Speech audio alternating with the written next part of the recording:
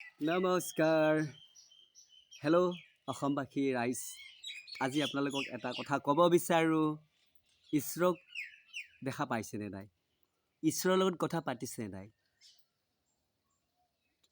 কিন্তু আমি ঈশ্বৰক দেখা পাইছোঁ, ঈশ্বৰৰ লগত কথা পাতিছোঁ। গতিকে ঈশ্বৰক দেখা পালে কি হয় আৰু ঈশ্বৰক দেখা নাপালে কি হয়, আৰু ঈশ্বৰক চিনি নাপালে কি হয়?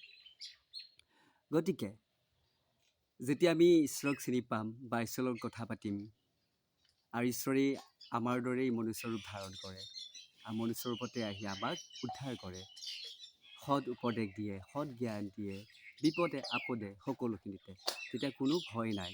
যেতিয়া ভয় আহিব তেতিয়া আমি ঈশ্বৰক চিনি নাপাওঁ। ঈশ্বৰ মানুহেনে নে অইন কিবাৰ এটা নেদেখাৰ ৰূপত থাকে। ঈশ্বৰে দুটা ৰূপতেই থাকে, নিৰাকাৰতো থাকে, সাকাৰতো থাকে ঈশ্বৰে। গতিকে সেয়েহে আজি যে আমাৰ এইবোৰ হৈ আছে, আমি ঈশ্বৰক চিনি নোপোৱাৰ কাৰণে, ঈশ্বৰক নেদেখাৰ কাৰণে।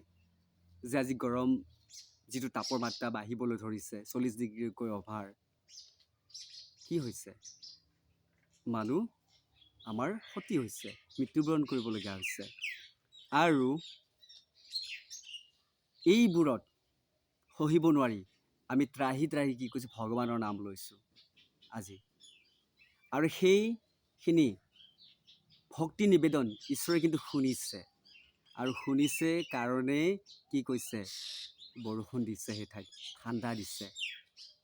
গতিকে আজি আমি যদি ঈশ্বৰক ভক্তি কৰোঁ সকলোৱে, নিশ্চয় কৈছে ভাল হ'লেও তুমি মোৰ সন্তান, বেয়া হ'লেও তুমি মোৰ সন্তান। গতিকে আমাৰ আজি ঈশ্বৰক চিনি নোপোৱাৰ কাৰণে আমাৰ এইবোৰ হৈ আছে। আমি বহুত ভালকৈ ক'ব পাৰোঁ, অধৰ্ম কাক বোলে, ধৰ্ম কাক বোলে ক'ব পাৰোঁ, কিন্তু এষাৰ কথা আমি ক'ব নোৱাৰোঁ। সেইজন যে বাৰে বাৰে আহি আমাৰ মাজত মনুষ্যৰূপে আছে, সেইষাৰ কথা কিন্তু ক'বলৈ বেয়া পাওঁ। কিন্তু স্পষ্টবাদী আমি কৈ দিওঁ, য'ত নেকি ঈশ্বৰৰ কথাই নাপাতে বা ভকত সংগই নলয়, সৎ আলাপে সেই ঘৰখনত নকয়, সেইখন ঘৰেই হৈছে অধৰ্ম। কিন্তু এষাৰ কথা আমি ভাবি নাচাওঁ যে সেইজন আহিল নে নাই, ক'ত আছেতো, এষাৰ কথা কিন্তু আমি ভাবি নাচাওঁ। যদি আমি এই কথাখিনি মতে ক'ব যাওঁ বা ভাবি চাওঁ, ঈশ্বৰ আহিল আমাৰ মাজত, আহি আমাৰ মাজত কি কৰিছে, সৎ বাৰ্তা, সৎ আলাপ, সৎ জ্ঞান, আধ্যাত্মিক জ্ঞান দি আছে। গতিকে সেইকাৰণে আপোনাক কৈছোঁ, এই অভাজনে কিন্তু ঈশ্বৰক সাক্ষাৎ দেখা পাইছোঁ, আমি ঈশ্বৰৰ লগত কথা পতা আলাপ কৰিছোঁ। গতিকে আমাৰ ভয় নাই। সেইকাৰণে আপোনালোকক হাতযোৰ কৰিছোঁ। আমি ভাবিবৰ হ'ল, কিয় এইবোৰ হৈছে? আমাৰ মুখত নাম নাই, খালি অহংকাৰ কাৰণে আজি এইটো ৰূপ দেখা দিছে। আৰু কি নহ'ব, আৰু হ'ব, এইটো নিশ্চিত। গতিকে ভক্তিতহে থাকে শক্তি, আৰু ভক্তিতহে থাকে ধৰ্ম, আৰু ভক্তিতহে আমাৰ সমস্ত কৰ্ম ফল আমি সফল হওঁ। সেয়েহে আপোনাক পুনৰ সেৱা কৰিছোঁ আৰু সেৱা জনাইছোঁ। আজি এই ভিডিঅ'ৰ মাধ্যমেদি আপোনালোকক বুজাব ওলাইছোঁ, মোৰ কিন্তু সেই জ্ঞানটো নাই। আৰু মোৰ চেনেলটো নাম হৈছে পৃথিৱীৰ খোজ।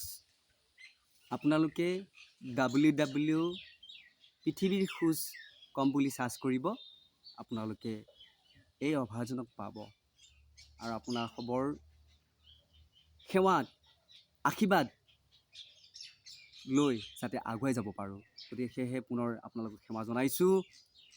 ভুল হ'লে ক্ষমা কৰিব, মোৰ কিন্তু আপোনাক কোৱাৰ যোগ্যতা নাই। গতিকে পৃথিৱীৰ যিটো ৰূপ ধাৰণ কৰিছে, কাল ৰূপ ধাৰণ কৰিছে, সেইকাৰণে ক'বলৈ গৈছোঁ। গতিকে আমাৰ প্ৰতিটো কথাৰ ঈশ্বৰে লয়। কিয় লয়? ঈশ্বৰ আছে, আমাৰ দৰে সাত ৰূপত আছে। গতিকে সেইকাৰণে কৈছোঁ, ঈশ্বৰ আছে, আমাৰ মাজলৈ আহিল। আমি কিন্তু বহুত ভাল ভাল কথা কওঁ। যেতিয়া আপুনি সৎগুৰুৰ শৰণ নলয়, তেতিয়া আপুনি যিমানেই ধৰ্ম বিষয় নকওক, সেইটো কাম নাই। যেতিয়া আপুনি সৎগুৰু ঈশ্বৰমুখী হ'ব, তেতিয়াহে আমাৰ সেই কামটো হ'ব বা সিজিব, কোৱাৰ কথাখিনি সাফল্যমণ্ডিত হ'ব, ৰোমাঞ্চিত হ'ব, হৃদয়ংগম হ'ব। গতিকে সেয়েহে পুনৰ কৈছোঁ, আমাৰ মাজলৈ মহাপ্ৰভু কৃষ্ণগুৰু প্ৰভু আহিল। জয় কৃষ্ণগুৰু নামেদি পৃথিৱীত প্ৰচাৰ কৰি আছে, নাম দি আছে, লোকসকলক উদ্ধাৰ কৰি আছে। গতিকে সেইকাৰণে এই গৰমত ভক্তি কৰিছে যে প্ৰভু তুমি বৰষুণ দিয়া, বতাহ মাৰা, ঠাণ্ডা, গতিকে সেইকাৰণে দিছে। গতিকে সেইকাৰণে আপোনালোকক পুনৰ সেৱা জনাইছোঁ। সেইজন ঈশ্বৰ আহিল আমাৰ অসমতেই আছে, নশত বৰপেটা নামে ঠাইত কৃষ্ণগুৰুৰ ৰূপত আছে। গতিকে এই ভিডিঅ' মাধ্যমেদি আপোনালোকক জনাইছোঁ। গতিকে পুনৰ সেৱা জনাই আজি ভিডিঅ'টো ইমানতে চমু কৰি আমি বিদায় লৈছোঁ। জয় কৃষ্ণগুৰু।